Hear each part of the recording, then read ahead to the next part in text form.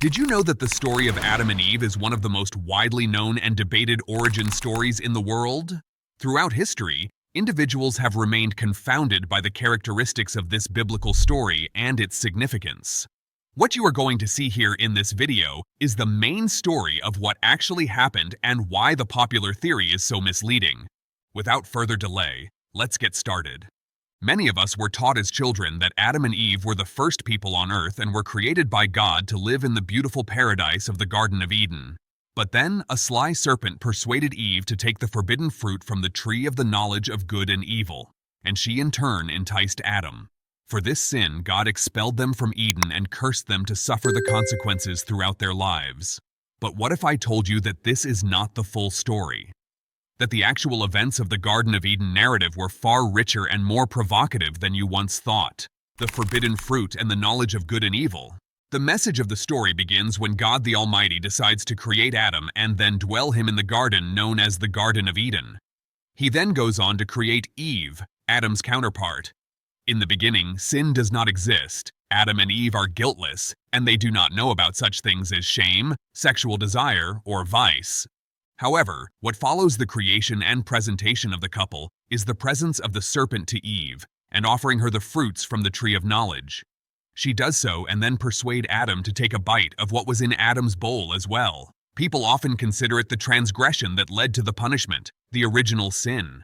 But the text can include the discussion of one intriguing detail. Having eaten the forbidden fruit, Adam and Eve finally saw that they were naked. This indicates that through the fruit they received not only knowledge of good and evil, or even their humanity and mortality, but knowledge. While some people tried to interpret this story as a condemnation of human disobedience to God, it points to the age-old irresistible tendency of humans to aspire to divinity and annihilate the temptation that tempts you into being equal to God. In this, I have argued that, in interpreting, it was not disobedience that Adam and Eve sinned, but overambition. The misogynistic interpretation and its problems. There have been references to the Adam and Eve story widely to support male-dominated views where Eve is punished or blamed more than Adam for their transgression, which was to eat the forbidden fruit, hence making women to be temptations and deceitful, hence showing that through the action of Eve, all humans were cursed. At the same time, if we refer back to the text, it becomes possible to identify major flaws in such an interpretation. First, Adam is not innocent at all. He decides to obey the wife and eats the forbidden fruit on his own volition.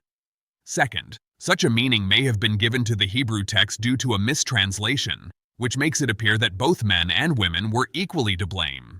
However, the depiction of Eve as the temptress who seduced Adam seems to have more to do with the opinions of some of the later Christian thinkers, such as Augustine of Hippo, than the scriptural text itself. Describing Eve as negative is not the focus of the text and may not even be possible given the text itself. The pantheistic interpretation. Are we all gods? People have actually suggested a much more radical interpretation of the Adam and Eve story, pointing to the fact that it contradicts the basic principles of the Abrahamic theologies. This view is called pantheism, where the universe and God are of the same substance, or one and the same. This sin, therefore, symbolized not just knowledge of good and evil in ethical terms, but the knowledge that they were images of God. They are gods who stretched out their hands to divine status.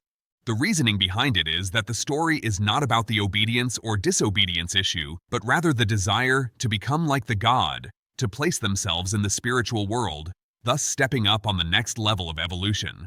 From this point of view, what was done to Adam and Eve when they were driven out of the Garden of Eden was not a punishment, but evolution. The complexity of the Adam and Eve story.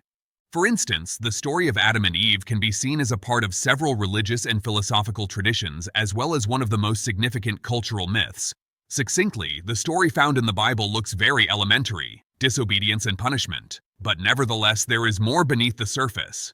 For instance, it is possible to regard the story as an example of the evil of knowledge and power, an allegory of humans' fear of death. Also, the locations and responsibilities of Adam and Eve have been considered differently, starting from the position that Eve was more sinful than Adam to the point of their equal sins.